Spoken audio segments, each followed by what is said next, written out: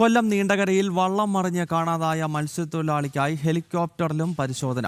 Drone പരിശോധനയും തുടരുകയാണ്. ബോട്ടുകളിൽ വിവിധ സംഘങ്ങളിലായും തെരച്ചിൽ നടക്കുന്നുണ്ട്. കൊല്ലം ജില്ലാ കളക്ടർ ആനി ജൂല തോമസ് കാണാതായ ഗൗതം കൃഷ്ണയുടെ വീട്ടിൽ എത്തി. നാവികസേന തെരച്ചിലിനായി എത്തുമെന്ന് ബന്ധുക്കൾക്ക് കളക്ടർ ഉറപ്പു നൽകി.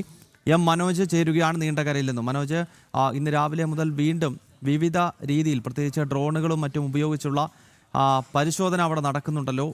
ഒപ്പം ഈ കൊല്ലം ജില്ലാ കളക്ടർ ഇപ്പോൾ ഗൗതമിൻ്റെ വീട്ടിലെത്തിയതായി മനസ്സിലാക്കാൻ സാധിക്കുന്നു. ഇന്നലെ ഗൗതമിൻ്റെ അമ്മ വലിയ പ്രതിഷേധം, ഈ തെരച്ചിൽ കൃത്യമായി നടക്കുന്നില്ല എന്ന് ചൂണ്ടിക്കാട്ടിക്കൊണ്ട് അമ്മയുടെ പ്രതിഷേധമൊക്കെ നമ്മൾ കണ്ടതാണ്. ഇപ്പോൾ എന്താണ് ജില്ലാ കളക്ടർ പറയുന്നത്?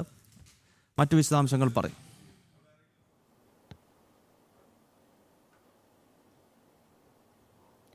ഗൗതം, രാവിലെ മുതൽ തന്നെ തിരച്ചിൽ ആരംഭിച്ചിട്ടുണ്ട്.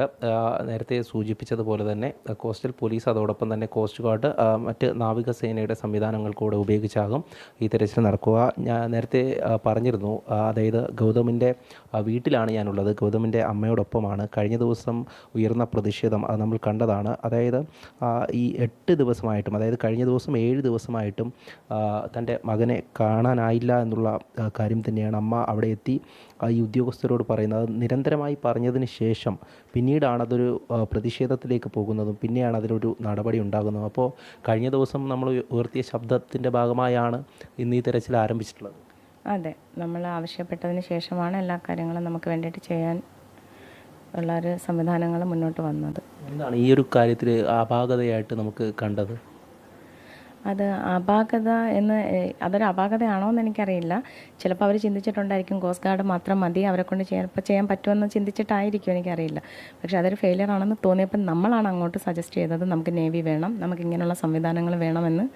ചിലപ്പോൾ അവരുടെ ഒരു തിരച്ചിൽ അത് മതിയായിരുന്നെന്ന് തോന്നിക്കാണുമായിരിക്കും. അതുകൊണ്ട് അവർ മുന്നോട്ടുള്ള കാര്യങ്ങൾ ആവശ്യപ്പെട്ടിട്ടുണ്ടാവില്ല. പക്ഷേ നമ്മൾ ഇന്നലെ ചെന്നത് ആവശ്യപ്പെട്ടപ്പോഴത്തേക്ക് അംഗീകരിക്കുകയാണ് ഉണ്ടായത്.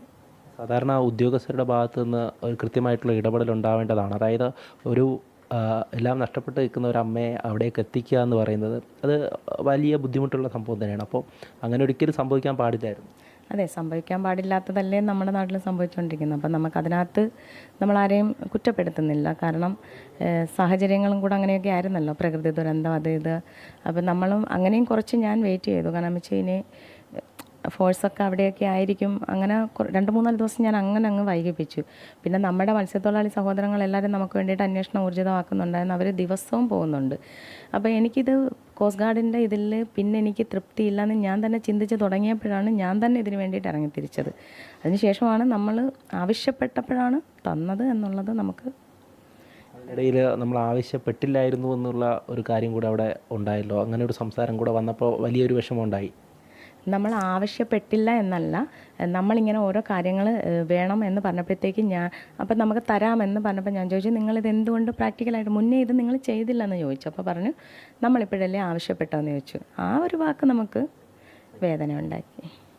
അങ്ങനെയാണ് മത്സ്യത്തൊഴിലാളികളെ സംബന്ധിച്ചിടത്തോളം അവർ ജീവൻ പണയം വെച്ചാണ് അതുപോലെ പോകുന്നത്. അപ്പോൾ ഇങ്ങനെ ഉണ്ടാകുന്ന നഷ്ടങ്ങൾ അത് അങ്ങനെ സംഭവിക്കാൻ പാടില്ല. അതിന് വേണ്ടിയിട്ട് കൃത്യമായിട്ടുള്ള ഒരു സുരക്ഷയൊക്കെ വേണമല്ലോ. അപ്പോൾ അതുമായി ബന്ധപ്പെട്ട് എന്താണ് ആവശ്യപ്പെടാനുള്ളത്? അതിൽ എനിക്ക് തോന്നുന്നത്, നമ്മൾ ഈ PSC നിയമനം വഴിയാണല്ലോ നമ്മൾ ഉദ്യോഗാർത്ഥികളെ തിരഞ്ഞെടുക്കുന്നത്. അപ്പോൾ അതിൽ കൂടുതലായിട്ട് മത്സ്യത്തൊഴിലാളി വിഭാഗത്തിൽ നിന്നുള്ളവരെ ഈ ഒരു വിഭാഗത്തിൽ, അതായത് കോസ്റ്റ് ഗാർഡ്, മറൈൻ ഫോഴ്സിലൊക്കെ നമ്മുടെ ആളുകൾ കൂടുതലായിട്ട് ഉൾക്കൊള്ളുന്നതായിരിക്കും നല്ലതെന്നൊരു തോന്നൽ എനിക്ക് തോന്നിത്തുടങ്ങി. കാരണം എന്ന് വെച്ചാൽ അതാ നമ്മുടെ കടലിനെ അറിയുന്ന, അതായത് കടലിൻ്റെ രീതിയും കാര്യങ്ങളും കൂടുതൽ, അതായത് ഒരു പാരമ്പര്യമാണ് ആ തൊഴിലെന്ന് പറയുന്നത്.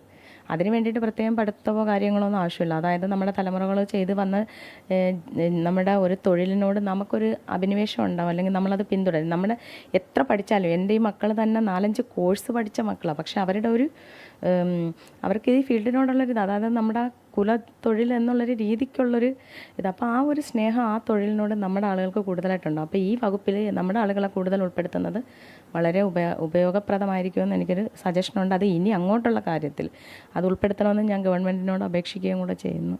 ഗൗതം എല്ലാ വിദ്യാഭ്യാസവും പൂർത്തിയാക്കി എത്തിയിട്ടുള്ള ആളായിരുന്നു. ഗൗതത്തിൻ്റെ അനിയൻ രാധേഷും QC പഠിച്ചു. ഞാൻ ബ്യൂട്ടീഷ്യൻ ആയതുകൊണ്ട് 2 പേരെയും ബ്യൂട്ടീഷ്യൻ കോഴ്സ് പഠിപ്പിച്ചു. ഒരാൾ ടാറ്റു പഠിച്ചു, ഒരാൾ സേഫ്റ്റി നെബോഷ് കഴിഞ്ഞു. അങ്ങനെ +2 കഴിഞ്ഞിട്ട് ഇത്രയും കാര്യങ്ങൾ പഠിച്ച മക്കളാണ് അവർക്ക് അക്കാഡമിക്കലായിട്ട് ഡിഗ്രി എടുത്തു പോകാൻ താല്പര്യമില്ല. അപ്പോൾ അവർക്ക് പഠിക്കണമെന്ന് പറഞ്ഞ കാര്യങ്ങൾ ഇത്രയും ഞാൻ പഠിപ്പിച്ചു. ബ്യൂട്ടീഷ്യൻ കോഴ്സൊക്കെ ഇപ്പോൾ ഈ അടുത്ത കാലത്താണ് പഠിച്ചിറങ്ങുന്നത്. അവിടുത്തെ ആ പഠിപ്പിച്ച സാറിൻ്റെ മോളുടെ അടുത്താണ് ഞാനിപ്പോൾ എറണാകുളത്ത് നിന്ന് നെയിൽ ആർട്ട് പഠിക്കുന്നത്. എറണാകുളത്ത് കടവന്ത്രയിൽ നെയിൽ പെൻറ്റർ എന്ന് പറഞ്ഞിട്ടൊരു സ്ഥാപനത്തിൽ ഞാൻ എൻ്റെ വീട്ടിലിപ്പോൾ ഇല്ലായിരുന്നു. ഞാൻ 23-ാം തീയതി തൊട്ട് ക്ലാസ്സിൽ അവിടെ എറണാകുളത്തായിരുന്നു. തീർച്ചയായും അതായത് സ്വന്തം മകന് വേണ്ടിയിട്ടുള്ള കാത്തിരിപ്പ് കഴിഞ്ഞ ദിവസം നമ്മൾ കണ്ടതാണ്. ആ അമ്മയാണ് നമ്മളോട് ഈ കാര്യങ്ങളെല്ലാം പറഞ്ഞത്. കാരണം ഒരുപാട് വ്യക്തമാണ് മനോജ്. എന്തായാലും നീണ്ടകരയിൽ ഗൗതമിന് വേണ്ടിയുള്ള തിരച്ചിൽ അവിടെ തുടരുകയാണ്. ഗൗതമിൻ്റെ അമ്മയുടെ പ്രതികരണമാണ് പ്രേക്ഷകർ കേട്ടത്. എം മനോജ് വിശദാംശങ്ങൾ നൽകുകയായിരുന്നു.